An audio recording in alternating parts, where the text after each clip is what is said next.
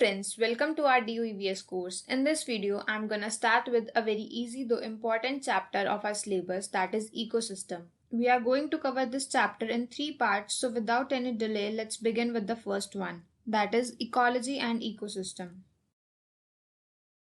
So firstly, let's see ecology. The term was coined and described by Ernst Haeckel in the year 1869. It was derived from the Greek word oikos, which means home, and home here consists of both living and non-living organisms, and the logos, which means study. So, from the literal meaning, we can frame the definition of ecology as the study which is based on interaction of organisms in their natural habitat.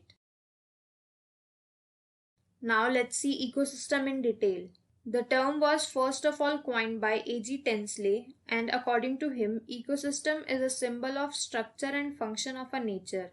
That is, ecosystem is the basis of life. And now we define the ecosystem as the biological community of conjunction of living and non-living organisms in the environment, that is, the total of biotic and abiotic factors of the environment that are present in a particular area, or we can say a specific recognizable landscape. And the nature of ecosystem is based on the geographical features and climatic conditions. Now let's see the two types of ecosystem, natural ecosystem and artificial ecosystem. And natural ecosystem can be subdivided as the terrestrial ecosystem, which include forests, grasslands, trees or deserts, and as the aquatic ecosystem, which includes river, ponds, lakes and swamps.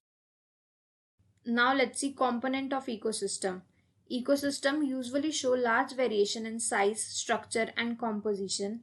For example, a drop of water and a sea both are considered as an ecosystem even after having huge differences in their size. And same is for structure and composition. Both desert and forest are considered as an ecosystem in spite of having huge differences. Now let's come back to the component of ecosystem. There are two components of ecosystem and these always remain same. First is biotic component and second is abiotic component.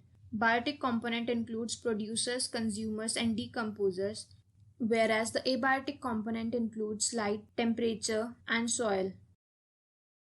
So now let's see in detail what are the biotic components. It includes all the living organisms of the ecosystem like plants, animals and microbes. The biotic component are mainly categorized as producers and consumers. Producers are those that prepare their food by themselves and are categorized as photoautotrophs and chemoautotrophs. In photoautotrophs, photo refers to light, auto refers to self, and troph refers to food. And the best example of photoautotrophs are green plants who produce their own food via photosynthesis. Second is chemoautotrophs. Example of this is bacteria which produce their own food by the oxidation of chemicals. And in the chemoautotrophs itself, we can include the example of crustaceans which are present on the ocean floor, and as the enough sunlight doesn't reach to them, so they use sulfur and phosphorus to make their own food. Now second are the consumers.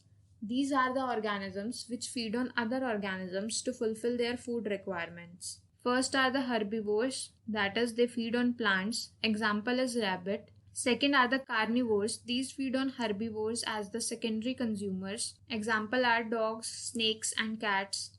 Third is omnivores. These feed on both plants and animals. Examples are the humans. Fourth are the detritivores. These feed on dead organisms, that is, they eat the dead directly. And the example is vulture. And now let's see the decomposers. These are the subpart of consumers only and are also called as the micro-consumers. Decomposers are the organisms that break down the organic matter into inorganic compounds for the nutrition. Example is bacteria. Now let's see the abiotic components of the ecosystem. These include the physical and chemical components of air, water and soil. Physical components are the sunlight, solar intensity, rainfall, temperature, wind speed, etc. And the chemical components include the macronutrients like carbon, nitrogen, carbon dioxide and water, and micronutrients like iron, molybdenum, zinc, copper, etc. and some salts and other toxic chemicals. Now let's see the function of ecosystem. First, unidirectional energy cycles. Second is food chain. This we will cover in detail in the coming videos. Third, diversity interlinkages between the organisms. Fourth is nutrient cycles or biogeochemical cycles. Fifth, evolution. Next is cybernetic systems. And the last function of ecosystem is to produce and to sustain the plant and animal biomass. And for the detailed notes of these points, you can visit our website hrcharitma.com. That's it for the video. If you have any doubts, do mention them in the comment box and we will try to reach you at the first. Thanks for watching.